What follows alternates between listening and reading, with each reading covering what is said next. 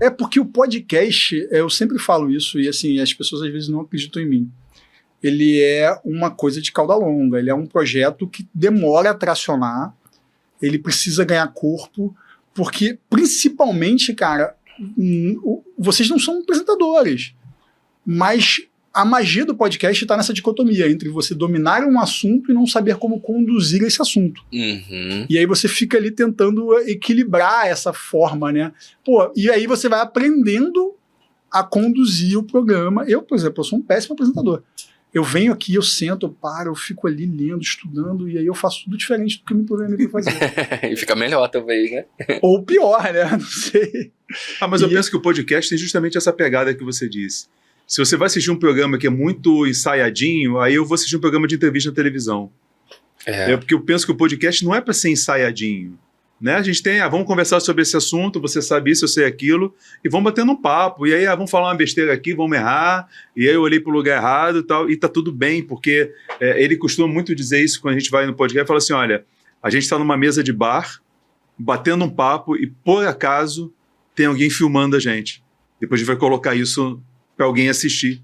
Então, eu acho que o maneiro do podcast é esse, quando fica tudo muito certinho, me dá um cansaço, sabe? Eu não gosto, não.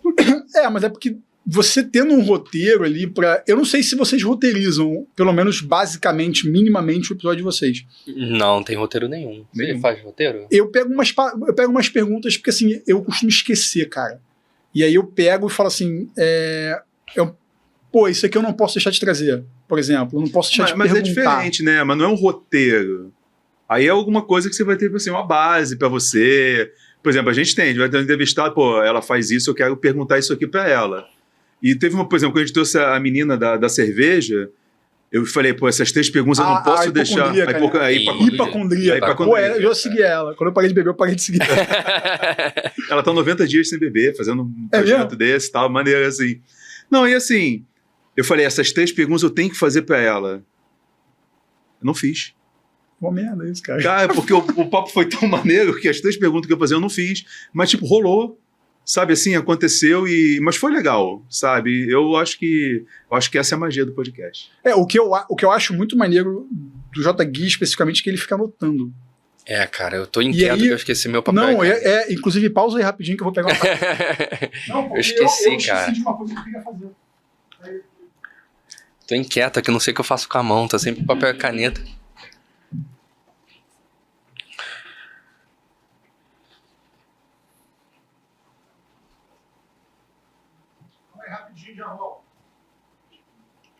Ainda bem que ele é o chefe, né?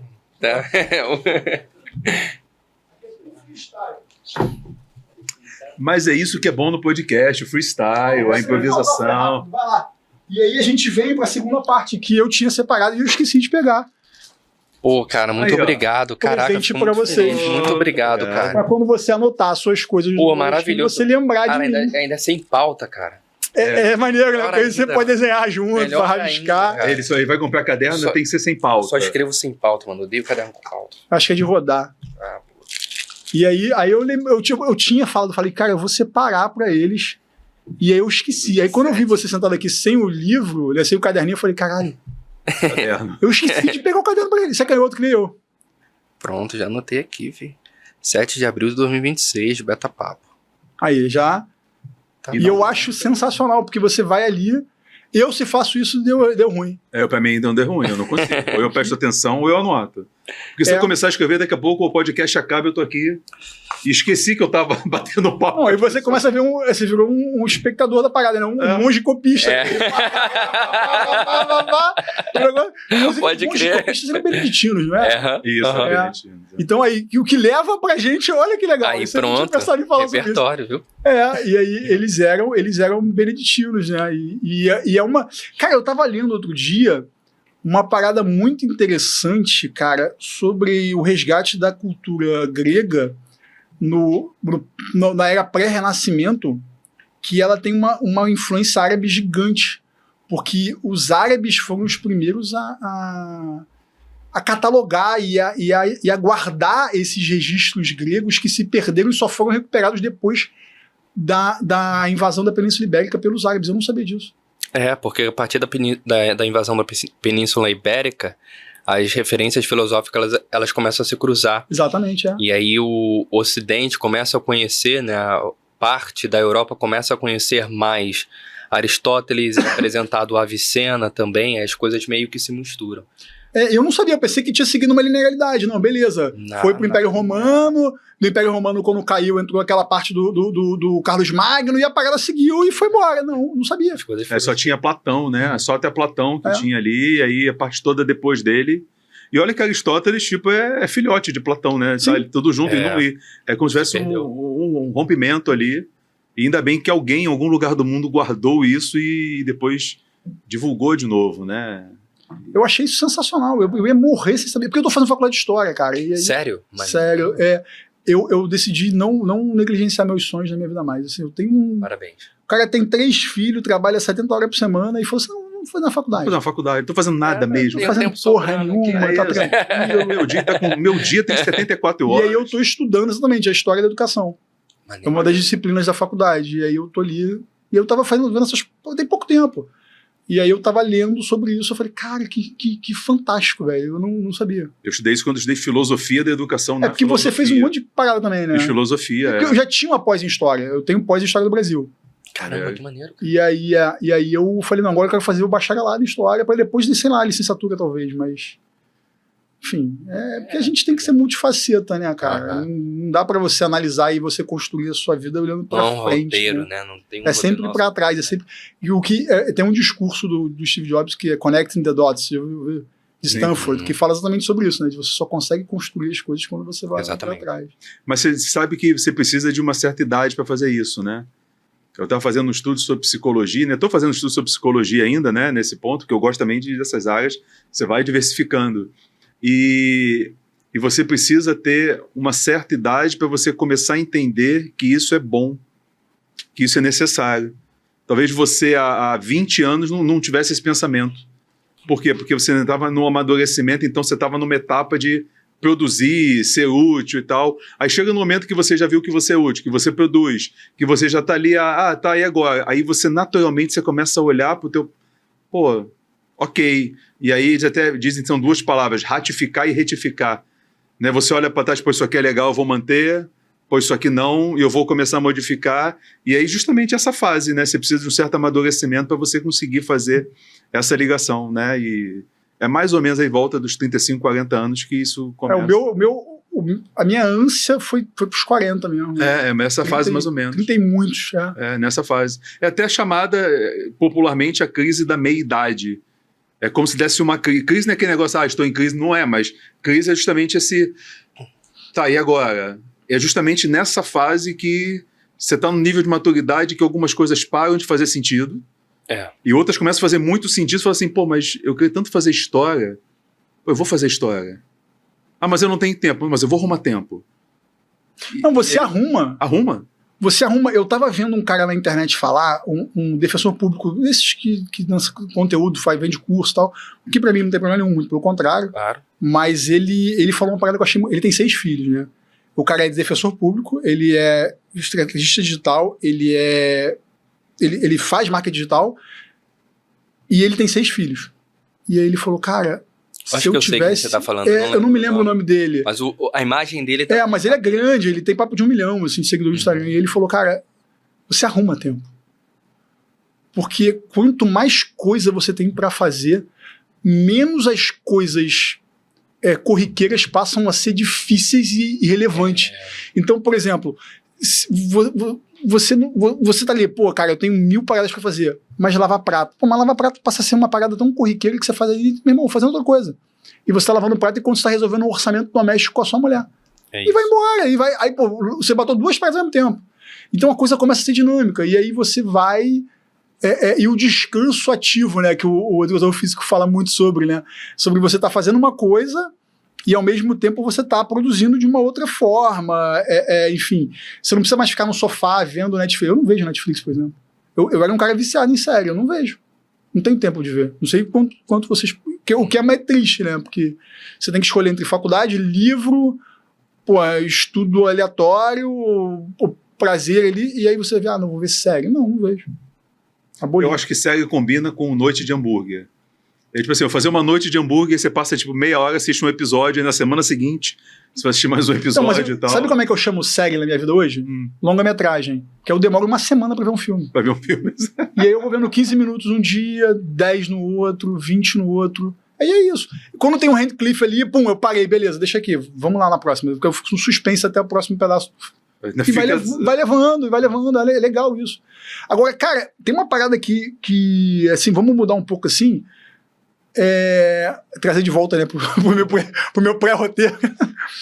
Vocês trabalham muito com narrativa, com copywriting, e o quanto o copywriting ele faz diferença na roupagem dos produtos, levando em consideração até mesmo que você é um produto, né? Nós somos todos um produto. Uhum. Então, tipo, na escala de prioridade, o quanto o copywriting ele tá ali na venda desse produto? De 0 a 10 é 11. Porque, assim como os olhos são as primeiras ferramentas do julgamento estético, do tipo, eu vejo uma coisa, sei se ela é bonita, se ela é feia, só de olhar, bati o olho e percebi. O copy, ele tem o poder e o objetivo de fazer com que, a partir da primeira linha, eu consigo decidir se faz sentido ou não continuar consumindo aquilo. Então, cara, o copy, ele vem como essa ferramenta de trazer beleza para a pessoa continuar engajada naquela ideia. Então, assim, quando você me pergunta de 0 a 10, numa escala, como é importante, cara, é essencial. Não dá. Porque você não come um prato de comida que você acha feio. Porque quando o prato ele é bonito, ele te faz salivar. O cheiro te encanta. Cara, tu olha aquilo, meu Deus, cara, eu preciso comer isso aqui. O estômago ronca. Se a comida não é bonita, não te gera desejo, não te gera, cara, não te faz salivar, dificilmente você vai se jogar naquele prato. A não ser que vai comer por obrigação, né? Tem que fazer uma dieta super restritiva. Eu tenho que comer, não é racional, é emocional. Então o copy tem esse objetivo de fazer com que, cara, é interessante assistir isso aqui. Porque, por exemplo, o episódio que você citou sobre Dom Casmurro, esse Capitu traiu ou não traiu o Bentinho. Ali a gente trouxe conceitos bem profundos de copy, narrativa, storytelling. Só que qual foi o chamariz? Capitu traiu ou não traiu o Bentinho? Trazer através de um elemento de curiosidade o cara pra perto, para ele ouvir a gente durante 1 hora, 1h30, o que a gente queria ensinar para ele. Fazer uma análise crítica da obra de Machado de Assis. Mas precisa primeiro ser interessante para ele, não ser interesseiro, né? Tipo, cara, eu quero trazer uma coisa que desperta o interesse dele. Fofoca, traição, isso vende. Sempre vende. Fofoca e traição. Vocês acham que esse enaltecimento da dúvida do Dom Casmurro, né, do livro, é o que faz a obra do Machado de Assis ser tão estudada? Não interessante ela é. Sim, sim. Mas, por exemplo, você acha que 90% das pessoas que leem Dom Casmurro é para ter a percepção e julgar se Capitu traiu ou não traiu, por exemplo? Hoje eu consigo dizer que, assim, essa obra é do século XIX. 19, é de 1880 e pouquinhos. Hoje eu consigo dizer que as pessoas costumam ler Dom Casmurro para poder entender essa ideia dessa traição. Só que talvez, né, à época, ou pelo menos muitos anos atrás, as pessoas liam do tipo, beleza, é literatura clássica brasileira, é um escritor expoente, é importante ler, é obrigatório ler, mas hoje, assim, para o momento que a gente vive, eu acho que o motivo da pessoa ler é entrar na dinâmica da traição. Porque se não for isso, não tem um grande chamariz. Dom Casmurro. Porque Dom Casmurro, entre todos os livros, talvez não seja o melhor, mas é o mais lido. Uhum. E aí isso me leva a uma dúvida interessante. Um bom copywriting supera a qualidade do produto? Não. Cara, não. Assim, você consegue enganar até a página 2, né? No sentido de você consegue dar uma roupagem até a pessoa de fato entrar. Imagina, né? Você vende aqui uma ideia maravilhosa da Betamax, a mesa de madeira, o peixe sorridente e tal, aquela coisa toda. Aí você entra aqui, pô, beleza, tem a mesa e tem o peixe sorridente. Mas o ar-condicionado tá quebrado, a luz é uma bosta, o microfone é de baixa qualidade, a imagem é ruim, vocês entregam com 3 meses de atraso, e aí, né? Você pode até trazer a pessoa para dentro, mas ela não fica. Um copy ruim e pode até convencer e fazer vender mais um produto ruim, mas não não faz a pessoa ficar por muito tempo dentro desse ecossistema. Cara, é bem relevante, né? É bem relevante. Ele traz, mas não segura. Não segura, é isso aí. E aí, o que você acha que segura? Na sua opinião, assim. Na minha opinião, é o que a Batamax faz com excelência. Cara, é a experiência do cliente. Se o cara se sente bem dentro de um ambiente, ele vai fazer questão de estar ali. Tanto que nós começamos com um podcast, que tem uma estratégia, lançamos um outro podcast com outra estratégia, e os dois, cada um no seu quadrado, estão gerando resultado. O segundo, inclusive, gerando resultado muito mais rápido do que o primeiro. E por que você acha? Cara, desculpa te interromper, mas assim, isso é relevante. Porque é um tema que eu ia entrar. Por que você acha que o Hora et Labora tá alavancando mais rápido do que o Ninho Narrativo? Porque o Hora et Labora, que tá entrando agora no terceiro episódio, quarto. Vai gravar o quarto episódio hoje, ele já tem um patrocinador oficial. Uma empresa gigantesca. Pode falar o nome, pô. Aqui a gente fala mesmo. Conseguiu fechar o patrocínio. A não ser que você não queira falar. Não, com a livraria Loyola. Eles falaram, cara, a gente quer patrocinar vocês por 1 ano. Cara, a gente quer esse espaço aqui, é nosso, tá? A gente não quer ninguém. Obrigado, livraria Loyola, por acreditar no produto podcast, pô. Obrigado. Cara, maravilhoso. Pra mim isso é eles fantástico. fecharam com a gente. Agora, tipo assim, já pegaram o endereço, estão mandando presente, já geraram um cupom, e o projeto, assim, Geraram um cupom pra gente divulgar no podcast. Tipo assim, não é só aquela parceria de boca. Não, eles estão pagando pra aparecer num projeto que ainda é desse tamaninho. Mas eles viram o tamanho do nosso planejamento e falaram, cara, a gente quer garantir o nosso lugar agora, porque quando vocês estiverem gigantes, porque vocês vão estar, a gente já quer ter o nosso lugar reservado ali. A gente vai honrar isso até o fim. E no mundo, no universo do podcast, porque assim, a grande maioria dos meus clientes, ele não chega no 10º episódio, tá? E eu falo pra você, não é que ele vai mudar de estúdio, não é que ele vá desistir da Betamax, ele se cansa de um modelo, de um produto que ele não acredita. Por quê? As pessoas acham que o audiovisual ele é um plus. O cara gerar conteúdo na internet vai acrescentar uma coisa na vida dele. Eu falo, irmão, não é. Não é. Assim, gerar conteúdo na internet está muito mais relevante hoje em dia do que a fachada do seu negócio. Isso aí. Do que o seu logotipo, do que a sua agenda telefônica, sabe? Porque hoje em dia ninguém vai buscar você nas páginas amarelas, ninguém vai se referendar no seu currículo Lattes. Uhum. Apesar de achar que ainda é relevante e é importante você ter um currículo Lattes. Exatamente. Mas não é aquilo que vai trazer a primeira impressão. Então eu falo, cara, gerar conteúdo na internet hoje em dia é uma necessidade, é uma obrigação, porque quem está ali está tendo mais oportunidade. E aí o cara não entende. E aí ele fala assim, eu vou gerar um conteúdo, vou gerar um podcast, se não der certo, eu vou parar. Aí eu falo, tá, beleza. O que é dar certo pra você? É isso, perguntar logo, defina isso. O que é dar certo. Aí eu tava conversando com um cliente aqui, cara, que ele falou assim pra mim, não, dar certo é o podcast ter receita. Aí eu falei, tá, então quer dizer que o podcast é um produto na sua esteira. Ele não é uma forma de captação. Ele precisa se pagar. Então, assim, ele é igual você abrir um consultório. Se o consultório não se pagar, beleza, eu concordo com você. Se você pegar e vender 12 horas do seu dia num plantão médico e ele não te pagar, eu concordo com você que você não deva fazer. Agora, o valor material do podcast, ele não pode ser medido por receita. Ele é imaterial. Uhum. Principalmente se você é um profissional liberal, se você é um empresário. Tá, sabe, se você está querendo fazer um podcast para gerar receita e lacrar, você vai falar sobre a guerra do Irã, você vai falar sobre a menina que saiu lá pelada na revista X ou Y, e isso vai dar engajamento, isso vai dar receita. Agora, se você quer falar sobre os impactos do exercício da fisiologia, não, cara, isso não vai dar receita. Aí eu expliquei para ele, falei, cara, olha só, o teu podcast nunca vai se pagar. Nunca. Mas eu tenho certeza que se você fizer o podcast por 1 ano, você consegue aumentar 30% o valor da sua consulta. E aí você vai ter muito mais do que um patrocinador. Você vai gerar receita para dentro do seu podcast. Aí ele olhou e falou assim, tá, mas não é isso que eu quero. Tá bom. Beleza. Amém. Vai embaixo. Tranquilão, exatamente.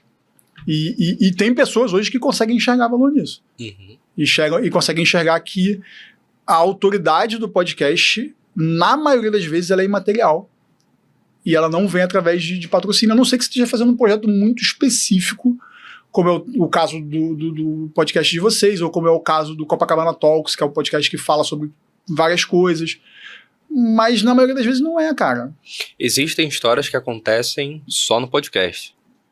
Nós tivemos um cliente na empresa que ele veio gravar com a gente, sei lá, ele viajou para poder iniciar o projeto aqui com a gente, gravou o podcast, foi embora no domingo e na quinta-feira ele foi encontrado morto dentro de casa. Cara, eu lembro disso. O Jeff, ele foi encontrado morto dentro de casa, teve alguma, tipo, um mal súbito, enfim, não tenho detalhes, não aprofundei com a família. E aí, cara, uma das pessoas próximas a ele falaram, cara, o último registro público que a gente tem do Jeff foi o teu podcast, cara.